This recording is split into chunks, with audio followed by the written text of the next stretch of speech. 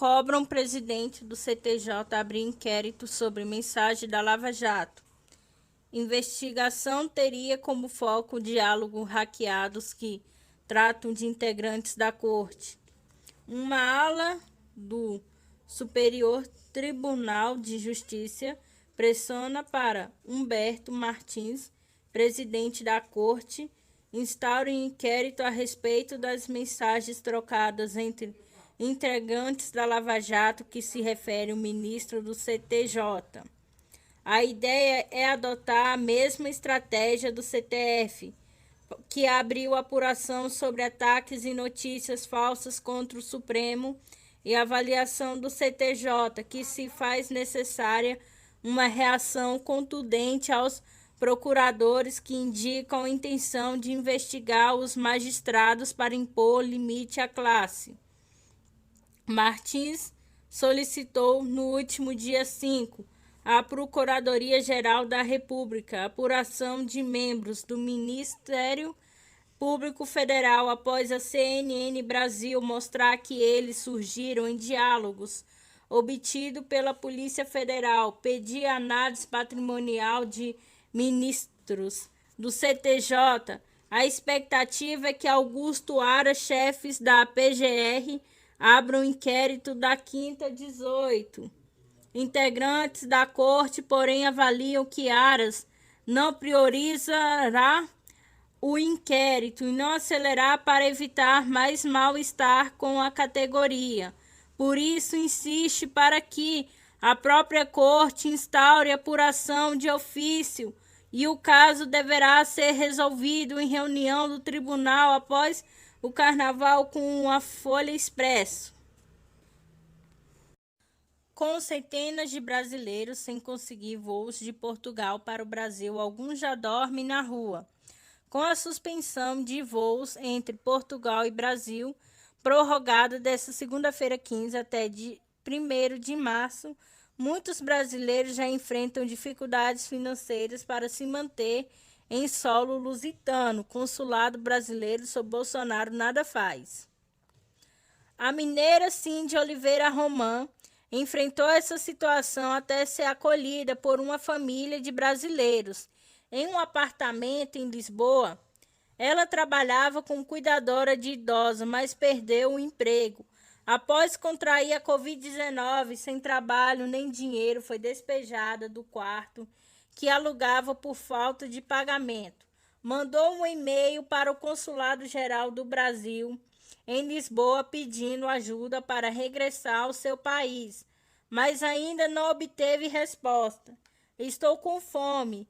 Peço, por favor, que me ajude a voltar para minha casa, onde está a minha família, sem trabalho, sem ter onde ficar. Dormi 4 dias em uma praça e agora estou de favor na casa de um pessoal. Mas estou desesperada porque é uma situação muito constrangedora, relata Cindy. Por ter crédito em uma companhia aérea, ela possuía direito a uma passagem de volta para Campinas, inicialmente prevista para 6 de fevereiro, mas com o decreto que entrou em vigor no dia 29 de janeiro, suspendendo os voos em função do agravamento da pandemia, acabou ficando retido em Portugal. Um novo decreto passou a vigorar nesta segunda-feira 15, renovando a suspensão de Cindy. Chegou a entrar em contato com o Centro Nacional de Apoio à Integração de Imigrantes do CNAIM, mas também não teve êxito com a conta e agência de notícias Sputnik Brasil. A mulher foi até muito atenciosa comigo, mas me disse que a volta voluntária só seria possível depois de 3 meses. Não tenho como ficar aqui por 3 meses. Não tenho dinheiro para nada. Cheguei a ligar para um lugar para pedir repatriamento, mas a moça me informou que só seria possível depois de 6 meses de espera, lamenta. A Associação Brasileira em Portugal pede apoio ao Exército. Cid não é a única nesta situação. Uma lista de mais de 340 brasileiros que tentam regressar para casa foi caminhada pela Associação Brasileira em Portugal, ABP, ao Exército do Brasil, na manhã desta terça-feira 16, no ofício dirigido ao general Eduardo Antônio Fernandes, do Comando Militar do Sudeste, Ricardo Amaral Pessoa, presidente da ABP, pede apoio das Forças Armadas. Solicitou encarecidamente a Vossa Excelência a possibilidade de direcionar este apoio às autoridades competentes com a finalidade de disponibilizar voos de repatriamento,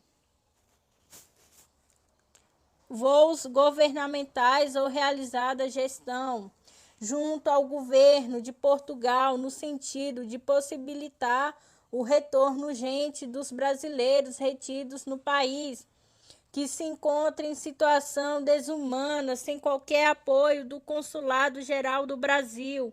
Em Lisboa, lê-se em um trecho do documento qual a Sputnik Brasil teve acesso. Amaral, uma pessoa que também preside o Conselho de Cidadãos Brasileiro em Lisboa, diz que a lista tem crescido rapidamente. As pessoas têm enviado vídeo pedindo ajuda dele e também preenchido um formulário com dados com nome e endereço em Portugal. Telefone empresa aérea para aqueles que tenham passagem comprada. Alguns casos são mais complicados. A situação piorou, temos atirado para todos os lados, todo dia me procura muita gente.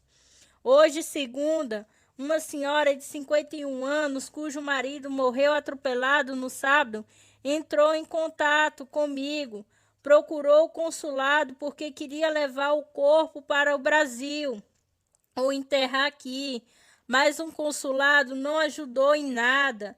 Vou ao IML para ajudá-la a apurar direitos para tentar resolver este caso. Ela vai entregar o apartamento que era alugado.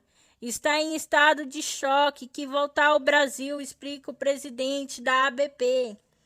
A brasiliense Maria Tereza Constantino Ferreira também está nessa lista de desempregada desde dezembro, quando o restaurante que trabalhava em Lisboa demitiu em função da pandemia da Covid-19.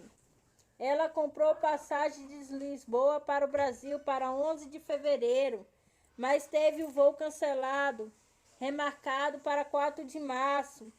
Ela conta que precisou entregar o apartamento onde morava e está hospedada na casa de amigos. Para piorar a situação, neste meio tempo, descobriu que o pai está com câncer e passou por uma cirurgia, por isso sua urgência em voltar ao Brasil. Meu pai está em pós-operatório, precisa de ajuda para cuidar dele. Estava voltando com essa finalidade para que agora estou de mãos atadas diante da situação. O sentimento de total impotência ao pensar que já era para estar ao lado dele, ajudando nos cuidados e não conseguir ir embora, diz Maria Tereza.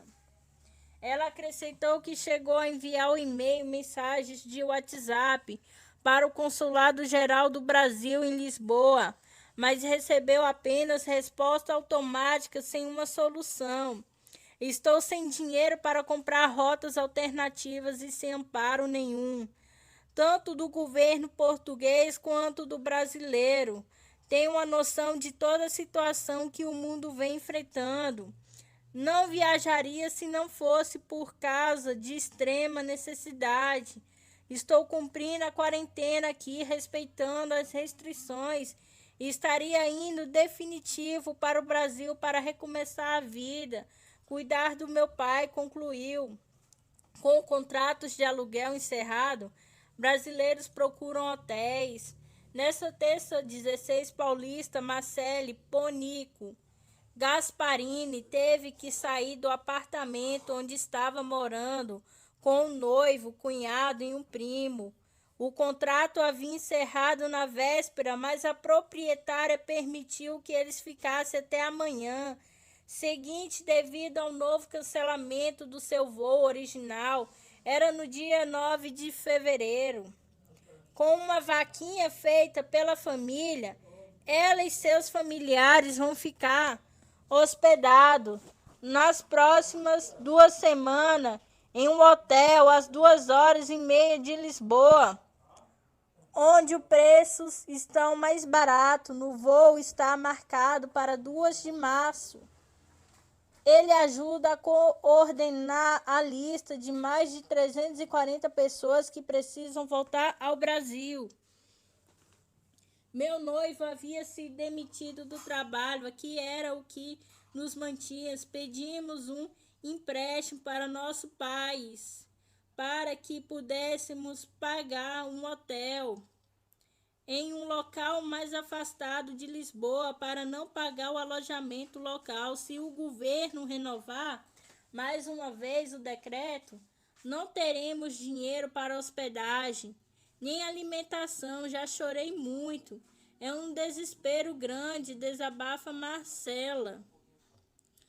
A carioca Luciana Medeiros concluiu seu pós-doutoramento em Física na Universidade do Porto e estava de malas prontas para voltar para o Rio de Janeiro com a esposa e o filho de 13 anos.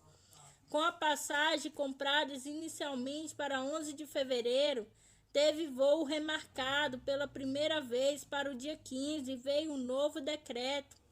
A companhia aérea remarcou novamente. E agora, para 4 de março, o problema é que seu contrato de aluguel se encerra em uma semana antes. Não tenho dinheiro. Além disso, não sou cidadão europeu. Não tenho visto de residência. Corro o risco de chegar a Madrid sem extraditado ou preso com a minha família. Eu quero voltar para o meu país e não consigo. Não somos turista. O meu visto é de estudante. Já venceu. Não consigo renovar. Não tenho condições de ficar aqui. Viemos para cá com prazo para voltar. Resume. A Sputnik Brasil questionou o embaixador do Brasil em Lisboa e o Itamaraty, respeitando da situação dos brasileiros retidos em Portugal. Se há previsão de voos de repatriamento, mas não recebeu resposta. Até o fechamento desta reportagem, uma informa que não está previsto o voo de repatriamento e recomenda àqueles que tencionem viajar ao Brasil neste período excepcional que busque junto às companhias aéreas conexões possíveis.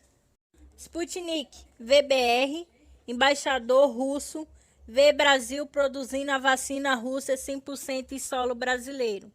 O Brasil tem toda a capacidade de produzir a vacina em massa.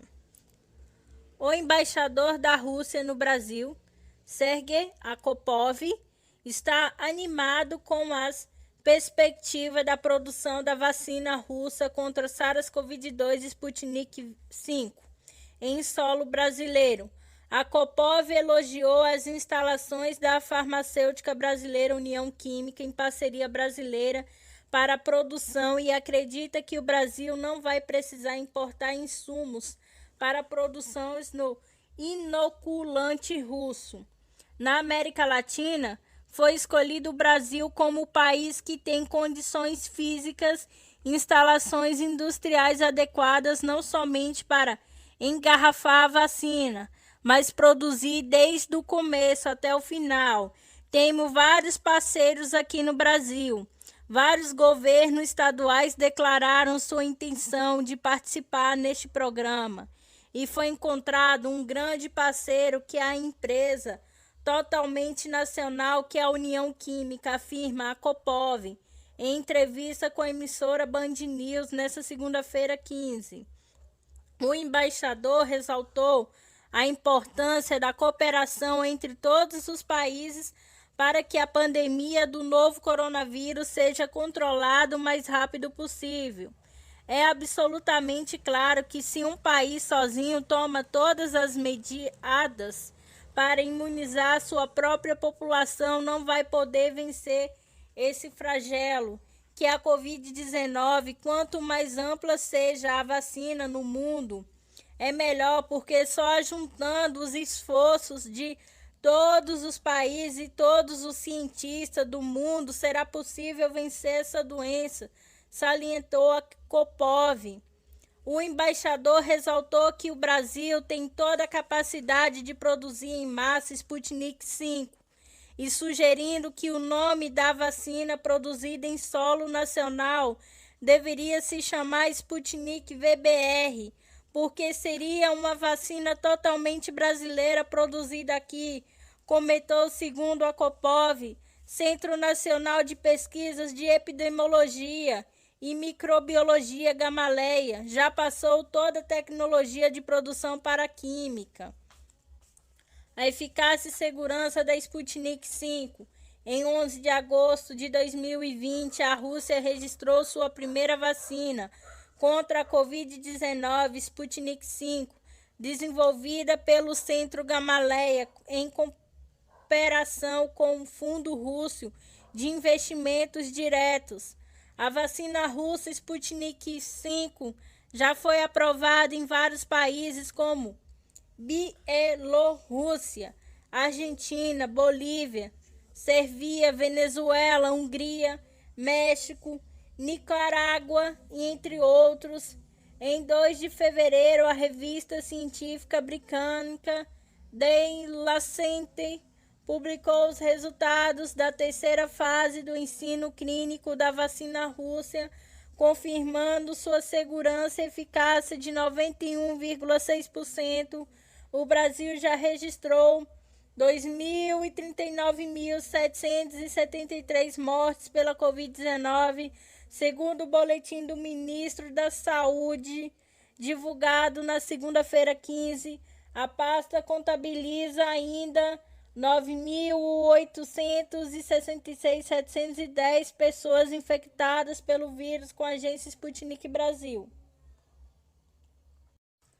Polícia investiga desvio de dose na vacinação de idosos. 3 cidades do estado tiveram relatos de falsa vacinação.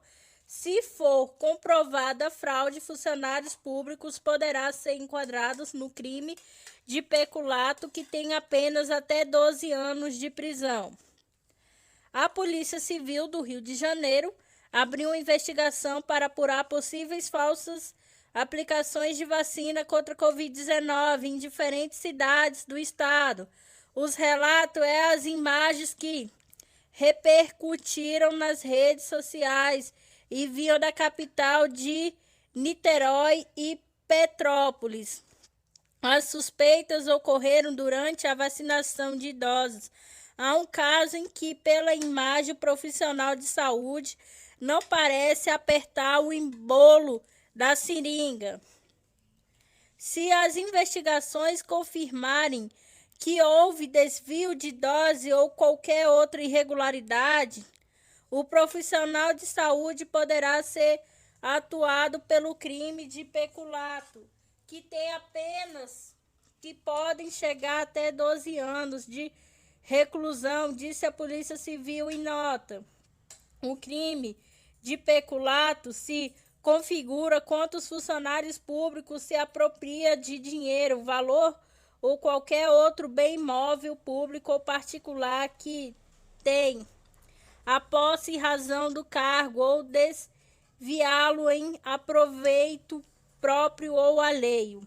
Um exemplo comum na política é chamada rajadinha. Nesse caso, um deputado, por exemplo, recebe dinheiro desviado de seus assessores. Outro estado também já tiveram denúncias de fraudes no processo de vacinação. A Secretaria de Saúde de Goiânia, em Goiás, Maceió, em Alagoas, em Manaus, no Amazonas, revisaram alguns procedimentos para evitar falha na aplicação de doses de vacina com a agência Sputnik Brasil. Nigeriana Nicole Miwokumiwela torna-se a primeira mulher a liderar a OMC. Brasileira Roberta Azevedo renunciou ao cargo no ano passado. Nigeriana Nicole Kumiwo-Miwela, ex-ministra das Finanças do país africano, foi nomeada nesta segunda 15 para chefiar a Organização Mundial do Comércio, OMC. Ela tornou-se a primeira mulher africana a liderar a organização. Os membros da OMC acabam de aceitar nomear Nicole Kumiwo-Miwela como a próxima diretora-geral da OMC. A decisão foi tomada por conselho durante uma reunião especial do Conselho Geral realizado hoje, indicou a organização ontem, poucos minutos após o início do encontro. Okonjo-Miwela assume a sua função no dia 1º de março e o seu mandato, que pode ser renovado, expira em 31 de agosto de 2025. Ela substituirá o diplomata brasileiro Roberto Azevedo, que renunciou ao cargo em setembro no ano passado ao posto de diretor-geral da OMC. Estava vago desde a ocasião porque a administração de Donald Trump apoiava o ministro do Comércio da Coreia do Sul, Yoon Eun-hee, o que é obstruir a indicação por consenso. Dias após tomar posse, o presidente norte-americano Joe Biden mudou a orientação do país, passou a apoiar a indicação da nigeriana candidata sul-coreana. Desistiu da disputa no início de fevereiro, abrindo caminho para a escolha de Okonjo-Miwela.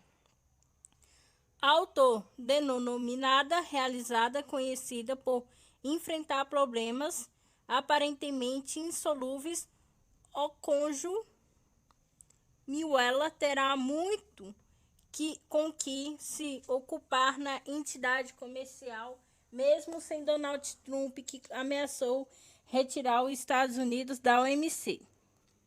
Com a diretora-geral, uma oposição que concede poder formal limitada, Okonjo-Miwela, de 66 anos, precisará intermediar tratativas comerciais internacionais perante um conflito persistente entre os Estados Unidos e a China, reagir à pressão pela reforma das regras comerciais e se contrapor ao protecionismo acentuado pela pandemia de Covid-19.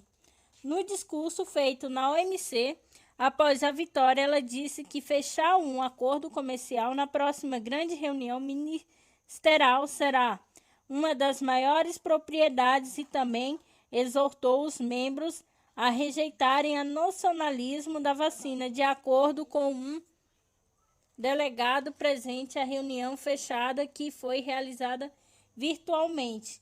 No mesmo discurso, ela descreveu os desafios que a entidade enfrenta com numerosos, traiçoeiros, mas não insuperáveis comércios da União Europeia. Valdis Dombrovskis disse que espera trabalhar estreitamente com ela para impulsionar uma reforma muito necessária da instituição. Perfil: veterana, de 26 anos, do Banco Mundial, onde supervisionou uma portfólio de 81 bilhões. Okonjo-Miwela enfrentou 7 outros candidatos defendendo a crença na capacidade do comércio de tirar as pessoas da pobreza. Ela estudou economia do desenvolvimento em Harvard depois de testemunhar uma guerra civil na Nigéria. Na adolescência, em 2013, ela voltou ao país para servir como ministra das Finanças, e apoiadores ressaltam sua postura rígida nas negociações que ajudou a selar um acordo de cancelamento de bilhões de dólares de dívida nigeriana com as nações credoras do Clube de Paris em 2005 com a Agência Brasil. A Alemanha registra 3.856 novas infecções e 528 mortes nos últimos 24 horas. Os dados são do Instituto Robert Koch, RKI, de virologia citado pela EFE. O RKI assegura ainda que a incidência de casos positivos nos últimos 7 dias é de 59 por 100 mil habitantes, em comparação com 72,8 registrado na última terça-feira.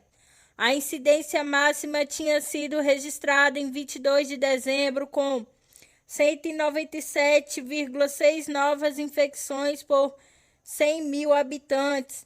Numa semana, em 28 de janeiro, caiu abaixo de 100 pela primeira vez em 3 meses.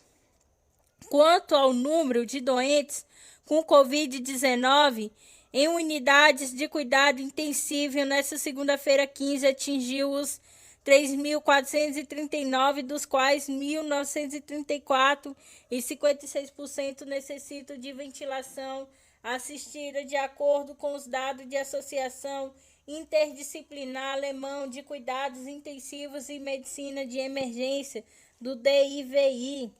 Naquele país, o índice de transmissibilidade, que tem em conta as infecções no prazo de 7 dias, e agora é de 8,86, o que significa que cada 100 pessoas infectadas contaminam uma média de 86 outras.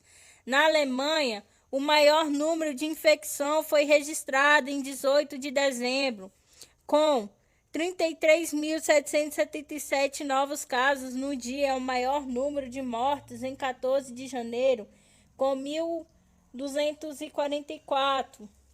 O país vai continuar confinando até 7 de março, e o ministro da Economia alemã já alertou para a necessidade de reabertura da economia.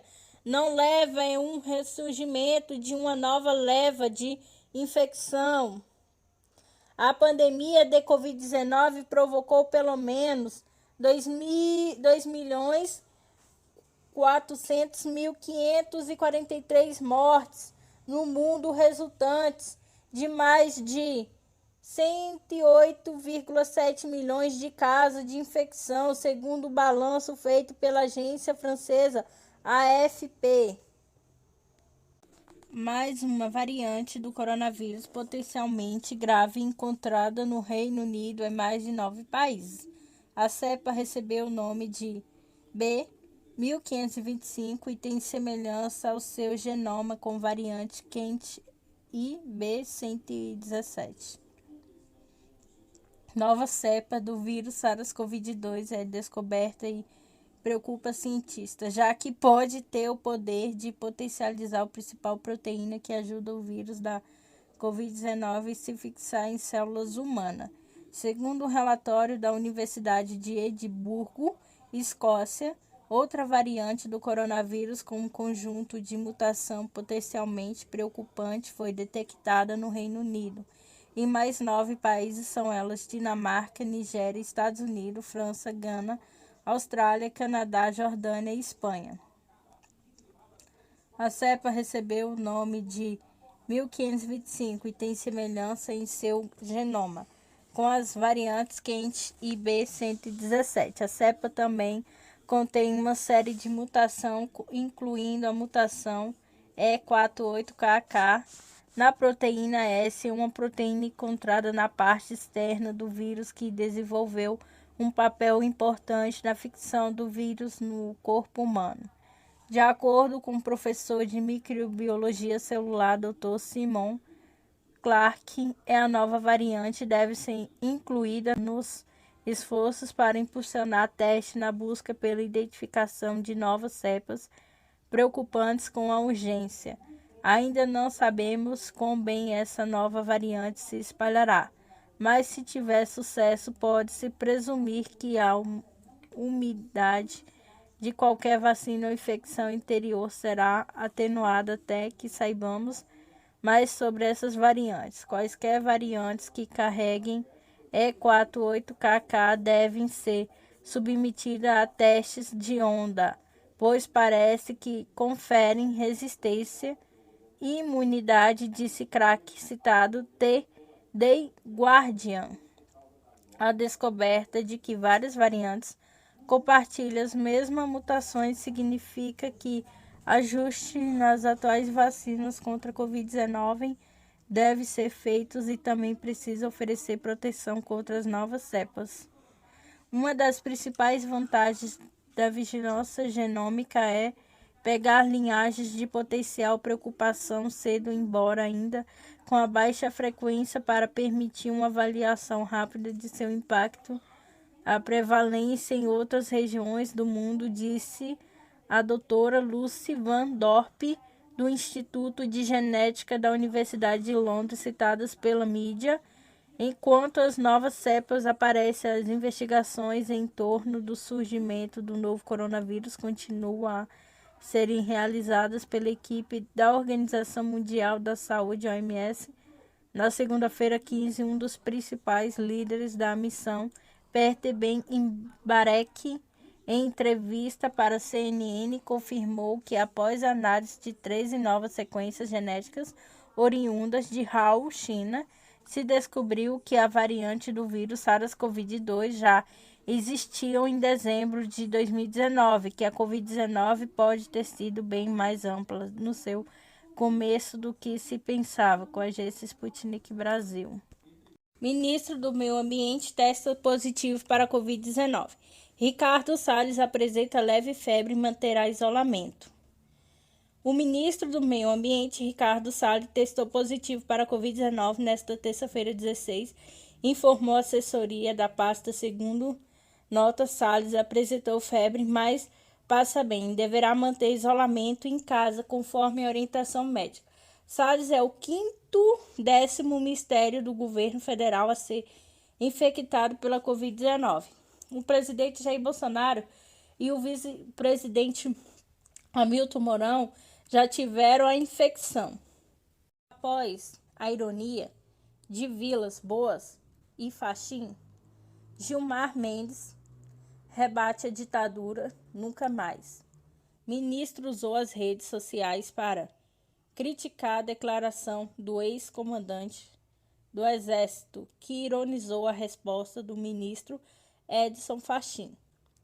O ministro Gilmar Mendes usou as redes sociais nesta terça 16 para rebater o ex-comandante do Exército Eduardo Vilas Boas. Mais cedo, o militar ironizou a reação do ministro Edson Fachin, que subiu o tom nesta segunda, contra uma declaração dita por ele há 3 anos. A harmonia institucional e o respeito à separação dos poderes são valores fundamentais da nossa República. Ao deboche daqueles que deveriam dar o exemplo, responda-se com firmeza e senso histórico. A ditadura nunca mais, escreveu Gilmar. A harmonia institucional e o respeito e a separação dos poderes são valores fundamentais da nossa República. Ao deboche daqueles que deveriam dar o exemplo, responda-se com firmeza e o senso histórico da ditadura nunca mais.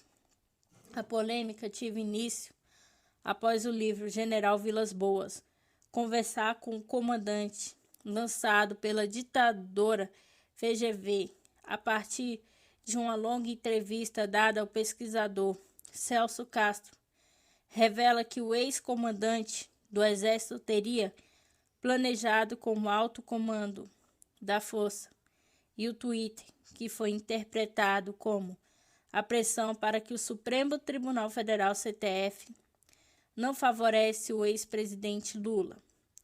Nessa situação que vive o Brasil, resta perguntar às instituições e ao povo que realmente está pensando no bem do país e das gerações futuras, e quem está preocupado apenas com interesses pessoais, escreveu Vilas Boas na ocasião. O texto chegou a ser interpretado como ameaça de golpe caso Lula fosse libertado o ex-presidente cumpria pena estabelecida pelo juiz Sérgio Moro no processo do Triplex do Guarujá. Sua libertação poderia ter influenciado na campanha eleitoral. A disputa foi vencida no segundo turno por Jair Bolsonaro, derrotando o petista Fernando Haddad. Nesta segunda 15, o ministro Edson Fachin afirmou ser intolerável e inaceitável qualquer forma de pressão sobre o Poder Judiciário. A declaração de tal intuito, se confirmado, e gravíssima e atenta contra a ordem constitucional e ao Supremo Tribunal Federal compete à guarda da Constituição, completou o ministro em 2018. Fachin era relator do pedido apresentado pela defesa de Lula, que acabou sendo negado pelo plenário do STF.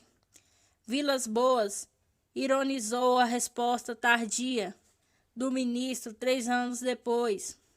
Com forte influência no Exército, forças que comandou por 4 anos entre os governos Dilma Rousseff e Michel Temer, General Eduardo Vilas Boas é um dos principais gurus do presidente Jair Bolsonaro. O presidente já deixou isso claro em algumas ocasiões.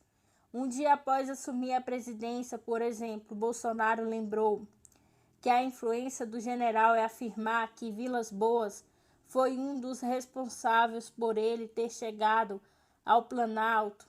O que nós já conversamos morrerá entre nós. O senhor é um dos responsáveis por eu estar aqui, afirmou na ocasião o presidente com a agência Estado. Azeite brasileiro fresco vai chegar mais cedo à mesa do consumidor em 2021. Em meados de março, o consumidor poderá jantar com um produto novíssimo e fabricado no país. A safira de 2021 dos azeites brasileiros vai chegar com um mês de antecedência à mesa do consumidor. Este ano, na Serra da Mantiqueira, a colheita da azeitona começou no dia 18 de janeiro em 2020. Ela começou no dia 22 de fevereiro, são 34 dias de antecedência.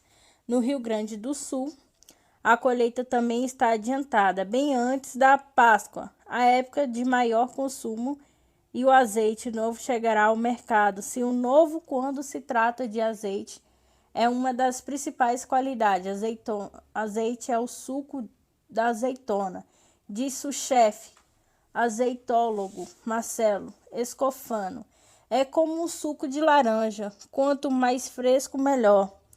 Escolher o azeite extra virgem por seu grau de acidez é um dos grandes erros do consumidor, garante Escofano. Para ser extra virgem, não pode ultrapassar um limite da acidez, diz. Mas esse índice mede ácidos gráficos que não são perceptíveis para o nosso paladar. A acidez, assim como os peróxidos e outros indícios químicos que aparecem no rótulo, serve como indicação da qualidade do produto na hora em que foi extraído, mas eles mudam com o tempo. Um azeite pode ter ótimo índice e não ser agradável ao paladar, diz Sandro Marques, autor de Extra Fresco e Guia de Azeites do Brasil. Um dos grandes atrativos do azeite, assim como no caso do vinho, e fazer bem à saúde. Em ambos casos, as principais substâncias responsáveis por isso são os polifenóis, ao contrário do vinho. No entanto, o azeite não pode envelhecer com o tempo. Ele perde polifenóis e também qualidade. Quanto antes for consumido, melhor, diz a jornalista Bia Pereira, sócia do Azeite Sabiá. A principal vantagem competitiva do azeite nacional é ser jovem. Ele chega à mesa dos brasileiros no seu total esplendor, enquanto o europeu muitas vezes leva um ano para chegar. O azeite com aromas frescos e verdes, como grama cortada ou tomate, alguma picância, algum amargo é hoje o padrão de qualidade. Mesmo que um azeite tenha tudo isso, ele vai perdendo com o passar do tempo. Os 3 piores inimigos do azeite são o oxigênio, a luz e o calor, diz Luiz Rossini, produtor do azeite Rossini. Por muito tempo fez parte do senso comum que o Brasil não tinha terroir para produzir azeite. Isso, contudo, acabou se revelando. E mito, na última década, o país tem produzido azeites de primeira qualidade e recebido uma série de prêmios internacionais. O clima, na maior parte do Brasil, de fato, é típico para a plantação de oliveiras, disse o biólogo Newton Caetano de Oliveira, presidente da Associação dos Olivicultores dos Contrafortes da Mantiqueira, a Solive, produtor do azeite Olivia BR, como pesquisador da Empresa de Pesquisa Agropecuária de Minas Gerais, EPAMG. Nos anos de 2000, Oliveira foi responsável pelo desenvolvimento da produção de azeite no Sudeste. A oliveira precisa de pouca água ou muito frio para frutificar. O estresse, seja por falta de umidade ou por frio, faz com que floresça para dar frutos na mantiqueira. Por exemplo, chove entre 1.500 e 1.700 milímetros cúbicos ao ano no Mediterrâneo, são apenas 300 a 400 milímetros. Porém, podemos conseguir o estresse pelo frio. Na mantiqueira, conseguimos as 200 horas anuais necessárias, como temperaturas baixo de 10 graus em terrenos com mais de 1.000 metros de altitude no sul. O inverno é frio, nem precisa de altitude. A Olívias é de 100 metros de altitude. Os azeites brasileiros são tão bons que costumam esgotar em poucos meses, segundo a Solive, a produção nacional de azeite. Não cobre nem 0,5% do consumo do país e a de azeitona em conserva irrisória. Em 2020, o Brasil importou 92 mil toneladas de azeite e 112 mil toneladas de azeitonas, de acordo com o Instituto Brasileiro de Olivicultura, Ibrolivia, disse, sem contar as fraudes, que não são poucas. O ritmo de crescimento da produção nacional, no entanto, tem sido acelerado o cálculo e que a área plantada cresça 15% e 20% ao ano, diz o advogado Paulo Machioreto, presidente do Ibroliva, produtor do azeite Casa de Machio. A tendência é que cresça ainda mais. Além disso, os pomares são muito jovens. Uma árvore jovem produz de 2 a 3 quilos de azeitona. Uma árvore adulta pode produzir 40 quilos. As safras são irregulares em termos de quantidade. Deste ano promete ser média. A falta de tradição do azeite brasileiro, ironicamente, pode ser uma das explicações para o uso alto de qualidade. Os países com mais tradição ainda têm alguns equipamentos muito velhos e mantêm práticas ultrapassadas. Hoje se sabe que para o azeite ter frescor, a azeitona deve ser colhida assim que começa a amadurecer. Deve ser processada imediatamente, no máximo em 24 horas. E o azeite tem que ter o mínimo contato possível com o oxigênio. É assim que acontece por aqui. Mas no Mediterrâneo ainda é muito produtores deixam os frutos amadurecerem até cair do pé. Os armazenam por dias em túneis, onde eles começam a fermentar. usam prensas difíceis de higienizar e têm equipamentos antiquados.